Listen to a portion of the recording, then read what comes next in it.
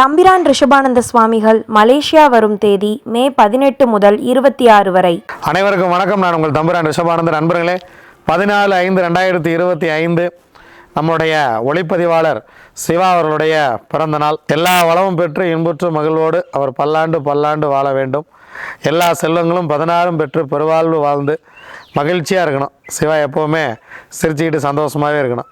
எங்கள் கூட இருக்கும் போதெல்லாம் சந்தோஷமாக தான் இருக்கார். அதனால் இதே மாதிரி எப்பவும் சிவா சந்தோஷமாகவே இருக்கணும் அப்படின்னு இறைவனை பிரார்த்திக்கிறோம். எல்லோரும் சிவாவுக்கு பிறந்தநாள் வாழ்த்துக்கள் சொல்லிடுங்க. அருமையான புதன்கிழமை, விசு வாவசு வருடம் சித்திரை மாதம் 31ஆம் நாள். நண்பர்களே, வாங்க திதி யோகம் காரணம் நாள் நட்சத்திரம் என்ன சொல்கிறது பஞ்சாங்கம் பார்ப்போம். அதிகாலை 12:31 வரைக்கும் பிரதமை, அதன் பின்பு தோதியை, தேய்பிறை தோதியை திதி. காலை 11:35 வரைக்கும் அனுஷம், அதன் பின்பு கேட்டை. அதிகாலை 5:50 வரைக்கும் பரிகம், அதன் பின்பு சிவம் நாமயோகம்.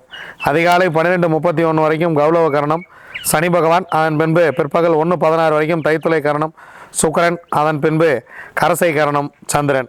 ஃபேஸ்புக்கை உருவாக்கிய மார்க் ஜக்கர்பர்க் அவருடைய பிறந்த தினம். ஃபேஸ்புக்கை கண்டுபிடிச்சவருக்கு இன்றைக்கி தான் பிறந்த தினம். நம்ம சிவாவுக்கு இன்றைக்கி தான் பிறந்த தினம்.